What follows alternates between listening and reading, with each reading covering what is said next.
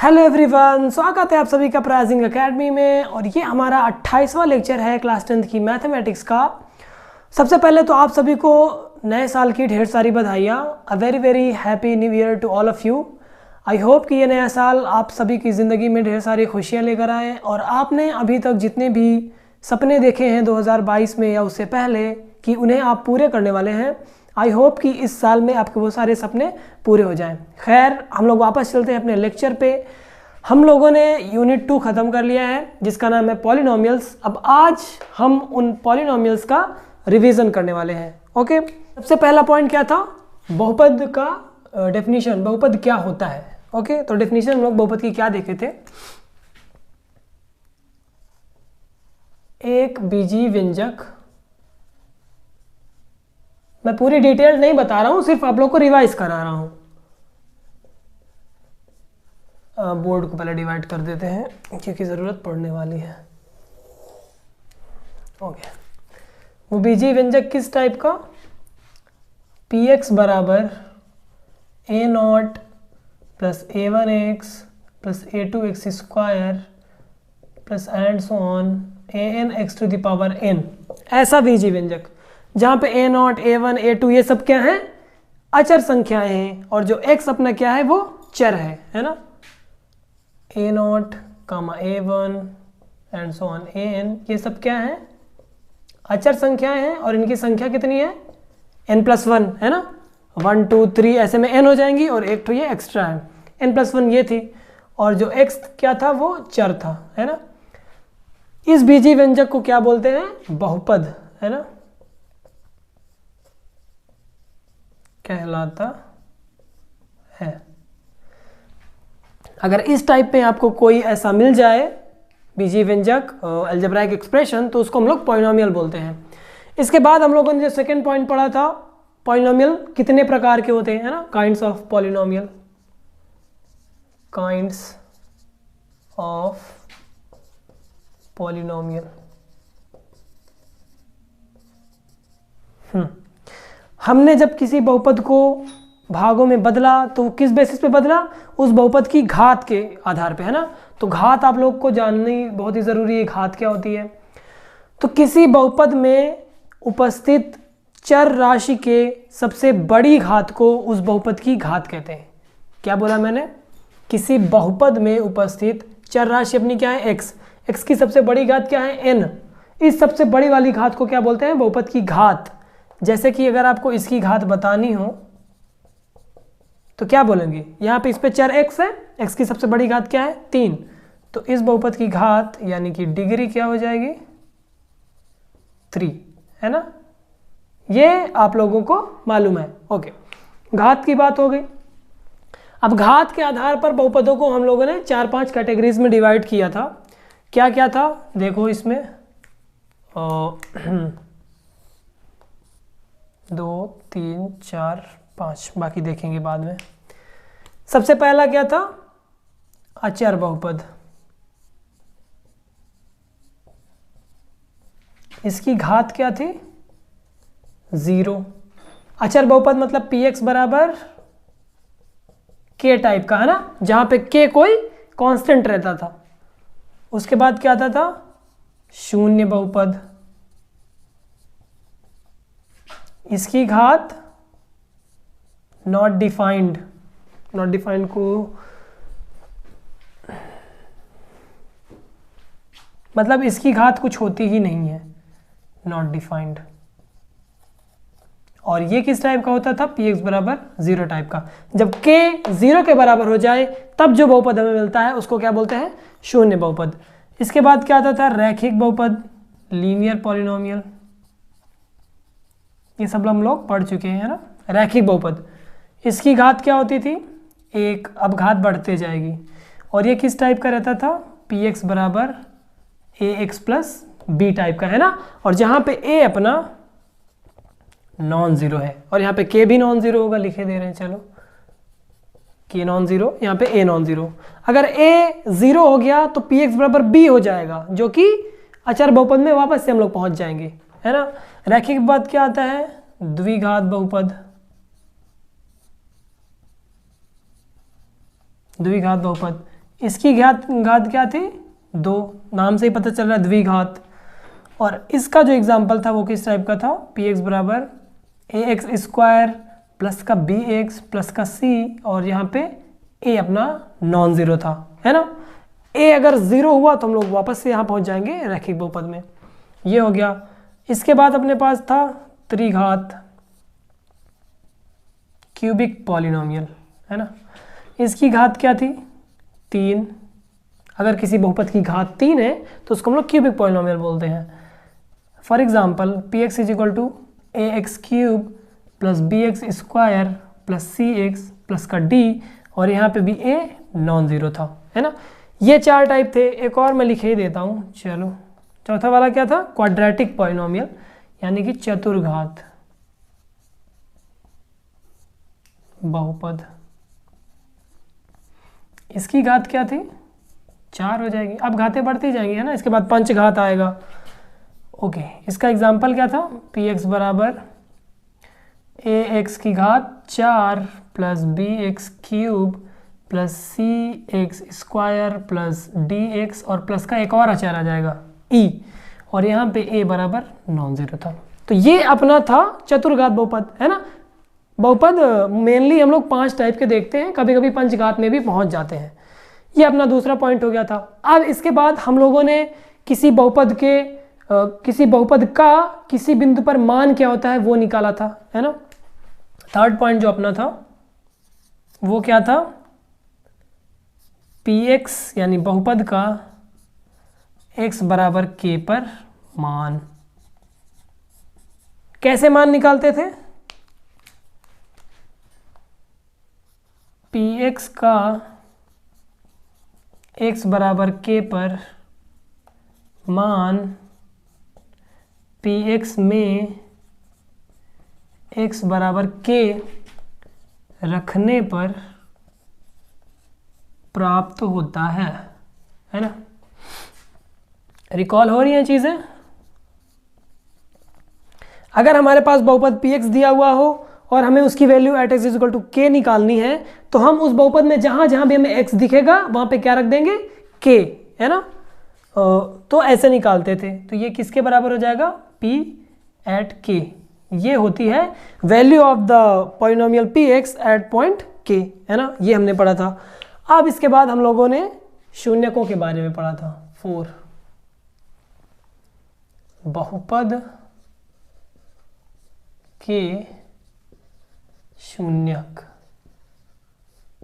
ये क्या होते हैं भाई साहब, किसी बहुपद के शून्यक क्या होते हैं देखते हैं। x बराबर अल्फा किसी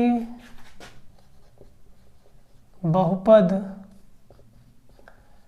px का शून्यक है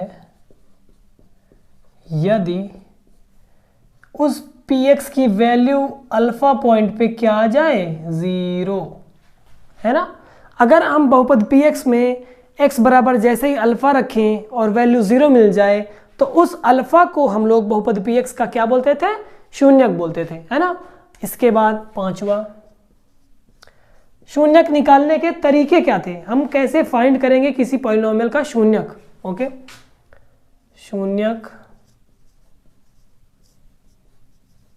ज्ञात करने की विधि कैसे निकालते थे। सर्वप्रथम px बराबर 0 किया, है ना, ये करते थे। फिर x के मानों के लिए, अगर मैं इसको पॉइंट दे दूं, ये फर्स्ट पॉइंट, ये सेकंड पॉइंट, ओके, x के मानों के लिए फिर हल किया हमने, है ना। अब इस तरह से जो प्राप्त x के मान हैं शून्यक होंगे। ऐसे ही करते थे हम लोग, जो भी हमें पॉलिनोमियल मिलता था उसको 0 के बराबर रख देते थे। फिर LHS को और RHS को हम लोग x के लिए सॉल्व करते थे, जो भी x की वैल्यू आ जाती थी वो उस पॉलिनोमियल का 0 होती थी। अगर हमारे पास रैखिक बहुपद था तो ax प्लस b बराबर 0 टाइप का रहता था। इसको अगर 0 रखेंगे तो x बराबर माइनस b बटे a आ जाता था, आसानी से सॉल्व हो जाता था। ओके, इसके बाद हम लोगों ने क्या पढ़ा था, 6वां नंबर, शून्यकों तथा गुणांकों में संबंध। ये हमने पढ़ा था तीनों पॉलिनोमियल्स के लिए, रैखिक बहुपद, द्विघात बहुपद और तीसरा वाला त्रिघात बहुपद। तो सबसे पहले मैं बताता हूं रैखिक बहुपद।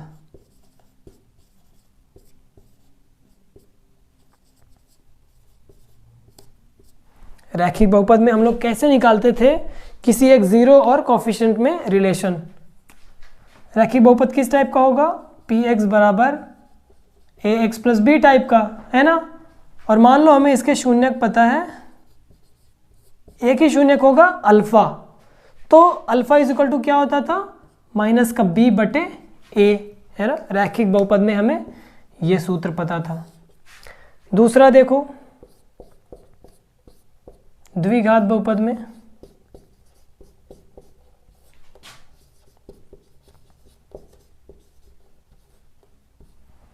द्विघात बहुपद हमारा किस टाइप का होता था, px बराबर ax स्क्वायर प्लस का bx प्लस का c, और इसके शून्यक अगर हम लें अल्फा कॉमा बीटा, तब अल्फा बीटा और abc में क्या रिलेशन बनता था, alpha plus beta is equal to minus B upon A, comma alpha into beta is equal to C upon A. ये दो रिलेशन थे, है ना, द्विघात बहुपद के लिए। ओके, इन सिमिलर मैनर हम लोग त्रिघात बहुपद का भी कैलकुलेट किए थे। त्रिघात बहुपद, ओके। त्रिघात बहुपद किस टाइप का होता है, ax cube plus bx square plus cx plus d, इस टाइप का होता है ना। और इसमें अगर हम लोग शून्यक मान लें alpha beta gamma, alpha comma beta comma gamma, तो हमारे पास तीन फॉर्मूले मिले थे। पहला क्या था, alpha plus beta plus gamma is equal to minus B बटे ए, पहली चीज़। और दूसरी चीज़ क्या थी, alpha beta plus beta gamma plus gamma alpha is equal to C बटे ए। और थर्ड चीज़ हमारे पास क्या थी, alpha multiplied by beta multiplied by gamma is equal to minus D upon A. ये तीन फॉर्मूले हमें मिले थे। इन सबको कहीं नोट कर लो, ये सारे जितने भी फॉर्मूले हैं ना इस टाइप के, ये बहुत ही इंपॉर्टेंट चीज़ें हैं, इनको कहीं नोट कर लो, काम देने ही वाले हैं, है ना। यहाँ तक हम लोग पहुँचे थे। अब बोर्ड भर गया है तो मैं ये साइड मिटा के आगे क्या क्या हम लोगों ने पढ़ा था डिस्कस करते हैं। जो 7th चीज़ हम लोगों ने पढ़ी थी वो है डिवीज़न एल्गोरिदम फॉर पॉलिनोमियल्स, है ना। बहुपदों के लिए हमने बहुपदों को भाग देना सीखा था ऑब्वियसली, क्योंकि बहुपदों के लिए विभाजन प्रमेयिका, नंबर्स के लिए विभाजन प्रमेयिका तो हम चैप्टर 1 में थी, अपने यूनिट 1 में। ये क्या थी विभाजन प्रमेयिका, यदि px तथा gx, और gx कहाँ पे नॉन जीरो होना चाहिए, दो बहुपद हैं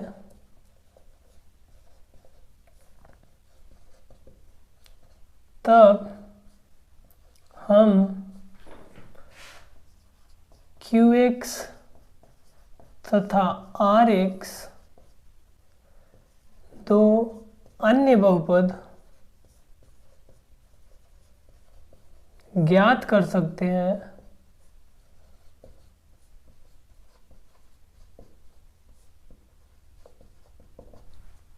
कि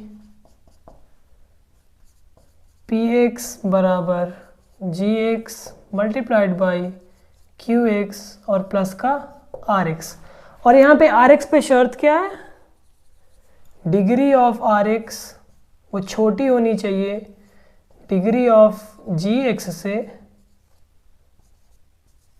और बड़ी या बराबर होनी चाहिए 0 से, है ना। ये अपनी थी डिवीज़न एल्गोरिदम या डिवीज़न लेमा फॉर पॉलिनोमियल्स। किसी भी एक बहुपद को अगर दूसरे बहुपद से भाग दिया जाए तो हमें शेषफल और भागफल qx और rx के रूप में मिलेंगे, और ये qx और rx यूनिक होंगे, अद्वितीय होंगे, है ना, मालूम है सबको। ओके, यहाँ तक हम लोगों ने पढ़ा था। इसके बाद मैंने आपको कई सारे एग्जाम्पल्स बताए, मधुर गुप्ता की बुक से भी बताया और NCERT से बताया, और जिस स्कूल में मैं पढ़ाता हूँ वहाँ जो बुक चलती है वहाँ से भी बुक उठा के मैंने बताया। तो हम लोगों ने जितने भी टाइप के क्वेश्चंस बन सकते थे वो कर लिए, है ना। और अब इस यूनिट का काम यहीं पे ख़त्म होता है। तो मैं थोड़ा सा आप लोगों को इंट्रोडक्शन दे देता हूँ यूनिट 3 के बारे में। उस यूनिट को हम लोग नेक्स्ट लेक्चर से स्टार्ट करेंगे। फिर भी थोड़ा सा इंट्रोडक्शन दे देता हूँ कि हमको उस यूनिट में क्या क्या पढ़ना है, क्या क्या चीज़ें इंपॉर्टेंट है ना। ओके, तो चलते हैं हम लोग सीधे अपने अगले टॉपिक पे। ओके, यूनिट 2 में जो जो भी टॉपिक्स हम लोग को पढ़ने हैं मैंने सारे बोर्ड पे मेंशन कर दिए हैं। मैं एक एक करके आप लोगों को बताता हूँ कि क्या करना है। पहली बात तो यूनिट का क्या नाम है, दो चर वाले रैखिक समीकरण युग्म, pair of linear equations in 2 variable. अभी तक हम लोगों ने जो भी पढ़ा उन सब में हमें सिर्फ एक ही चर दिख रहा था ना। हमने बहुपद पढ़ा, उस बहुपद में सिर्फ हमें x दिख रहा था या तो सिर्फ t दिख रहा था, है ना। लेकिन अब जो हमें इक्वेशंस पढ़ने हैं वहाँ पे हमें 2 वेरिएबल्स दिखेंगे। तो कैसे इक्वेशंस हैं, कैसा क्या है, हम लोग पढ़ेंगे आगे, ठीक है। सबसे पहले इस यूनिट का इंट्रोडक्शन, है ना, कि 2 चर वाले रैखिक समीकरण होते क्या हैं, समीकरणों को बनाते कैसे हैं और इनकी ज़रूरत क्यों पड़ी, इनका प्रयोग कहाँ कहाँ करना है, ये हो गया इंट्रोडक्शन के बारे में। ओके, इसके बाद जब हम समीकरण बना लिए, अब इन समीकरणों को हल कैसे करना है, सॉल्व कैसे करना है ना, solution of linear equations with pair of 2 variables, इसको सॉल्व कैसे करना है ये देखेंगे। अब सॉल्व करने के कई सारे मेथड हैं। मैंने जैसे आपको बताया था कि पॉलिनोमियल्स के जीरो फाइंड करने के कई सारे मेथड होते हैं। हम लोग ग्राफ से भी देख सकते हैं ना, जब किसी पॉलिनोमियल का ग्राफ x अक्ष को कट करेगा तो वह कट करने वाला बिंदु उस पॉलिनोमियल का 0 होगा, और हम लोग उस पॉलिनोमियल को 0 के बराबर रख के भी 0 निकाल सकते थे। सेम समीकरण को आलेखी विधि से हल करते हैं, मतलब ग्राफ बना के भी हल कर सकते हैं। दूसरा, समीकरण को बीजगणितीय रूप से भी हल कर सकते हैं, और बीजगणितीय मतलब पेन और कॉपी से सॉल्व करके बिना किसी ग्राफ की मदद से। इसके 3 मेथड होते हैं। पहला मेथड क्या है, प्रतिस्थापन, मतलब कि सब्स्टिट्यूशन। अब ध्यान से देखो तुम, पेयर ऑफ इक्वेशन है ना, समीकरण युग्म मतलब 2 इक्वेशन रहेंगे। हम लोग क्या करेंगे, एक समीकरण से किसी एक वेरिएबल का मान उठाएंगे, उसको दूसरे समीकरण में रख देंगे और हल कर देंगे तो सॉल्व हो जाएगा। इस विधि को क्या बोलते हैं, प्रतिस्थापन विधि। ओके, यानी कि सब्स्टिट्यूशन। उसके बाद आता है विलोपन विधि, यानी कि एलिमिनेशन मेथड। इस मेथड में क्या करेंगे, हम दोनों समीकरणों में से किसी एक वेरिएबल को ही गायब कर देंगे। कैसे गायब करेंगे हम लोग आगे लेक्चर्स में देखेंगे। गायब करने के बाद जब हमारे पास सिर्फ एक वेरिएबल रहेगा तो उसको आसानी से सॉल्व कर लेंगे। उसके बाद क्या है, वज्र गुणन विधि, क्रॉस मल्टीप्लिकेशन। समीकरण युग्मों में जो पेयर ऑफ इक्वेशंस रहेंगे उनमें जितने भी वेरिएबल्स यूज हुए रहेंगे उनके कोफिशिएंट्स, उन कोफिशिएंट्स मतलब कि गुणांकों को क्रॉस मल्टीप्लाई करके हम लोग भी उसका हल निकाल सकते हैं। कैसे निकालेंगे देखेंगे हम लोग आगे। उसके बाद 2 चरों के रैखिक समीकरण युग्म में बदले जाने वाले समीकरण। उसके बाद हम कुछ ऐसे इक्वेशंस के बारे में पढ़ेंगे जिनको हम लोग किसी भी पेयर ऑफ इक्वेशंस में बदल सकेंगे, जो कि लीनियर रहेगा और 2 वेरिएबल में रहेगा। क्या बोला मैंने, कोई भी ऐसे समीकरण जिनको हम लोग इस मेथड में लेते आएंगे, उसको घटा के रिड्यूस करके 2 चर वाला रैखिक समीकरण का युग्म बना देंगे, और फिर इसको बनाने के बाद सॉल्व करना तो हमें आ ही जाएगा, सॉल्व कर लेंगे। इसके बाद फिर जितना भी हम लोग पढ़े रहेंगे उस पर मैं कुछ क्वेश्चन कराऊंगा, और क्वेश्चन के बाद फाइनली अपनी एक रिवीजन क्लास रहेगी, है ना। तो ये सारा ओवरव्यू है जो हम लोग पढ़ने वाले हैं यूनिट 3 के बारे में। मैं जब लेक्चर स्टार्ट करूँगा अगला, तो उसमें एक एक चीज़ें बेसिक से आपको बताऊँगा, कैसे हम लोग थ्योरी डेवलप करेंगे ये दो चर वाले रैखिक समीकरण युग्मों की, आप लोग देखिएगा। ठीक है, तो आज का लेक्चर मैं यहीं पे ख़त्म करता हूँ और हम लोग कल रात फिर से मिलेंगे 8 बजे अगले लेक्चर में। Thank you.